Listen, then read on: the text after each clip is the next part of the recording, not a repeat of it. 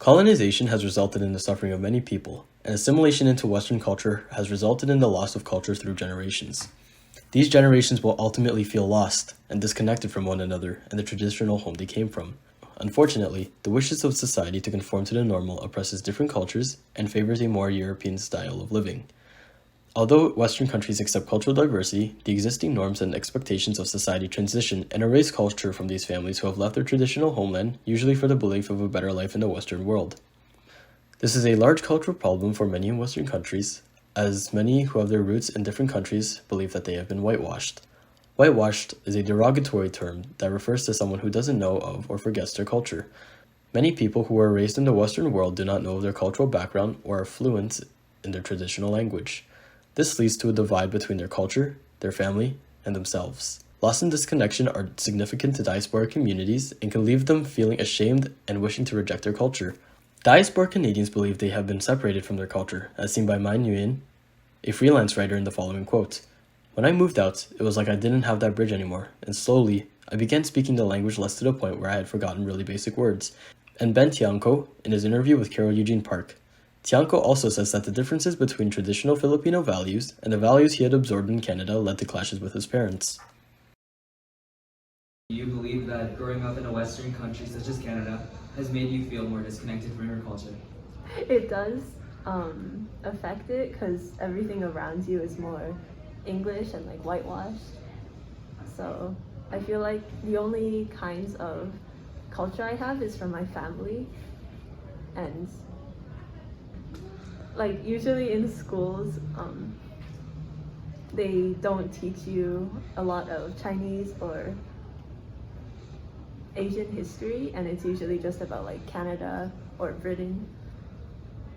Yeah, I feel like a lot of things in Canada are like westernized and it doesn't feel like actually traditional.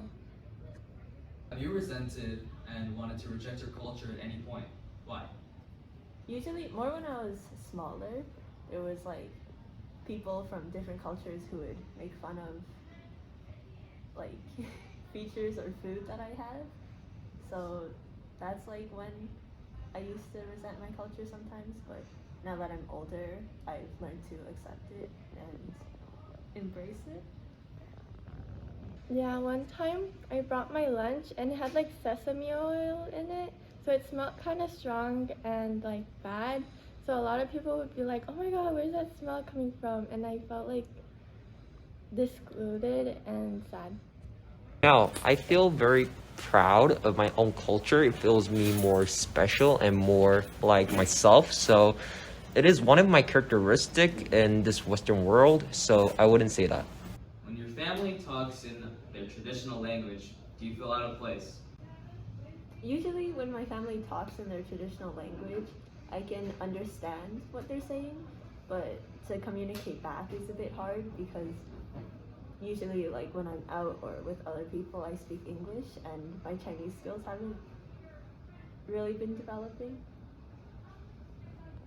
I often do feel out of place because like everyone else is talking in such fluent Korean while I'm here like trying to speak in broken Korean. No, definitely not. I feel more connected. I feel I belong to somewhere where I should be. So no, I don't think so.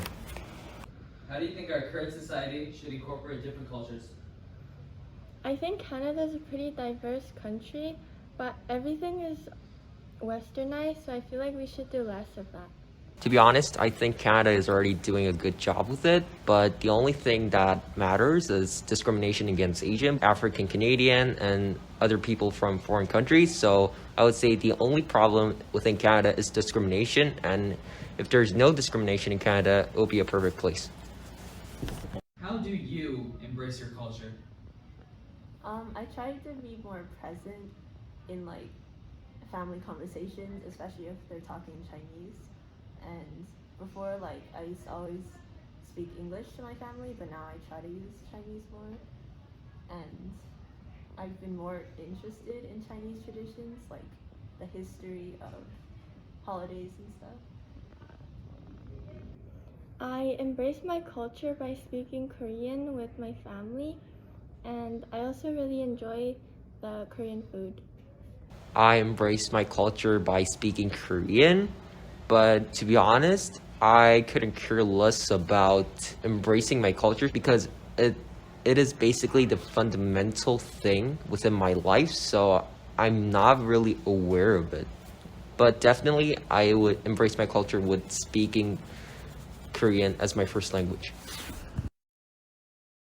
The effects of colonization have impacted people in many different ways, one of which is assimilation. The European system that was put in place all those years ago has erased culture from families who have to conform to the European culture to avoid being alienated from society. Fortunately, changes are being made to truly favor a society that will avoid subconsciously rejecting other cultures. Maybe now, we may finally heal from the struggles and pain that have been brought by colonialism and the conformist system erasing culture through our generations.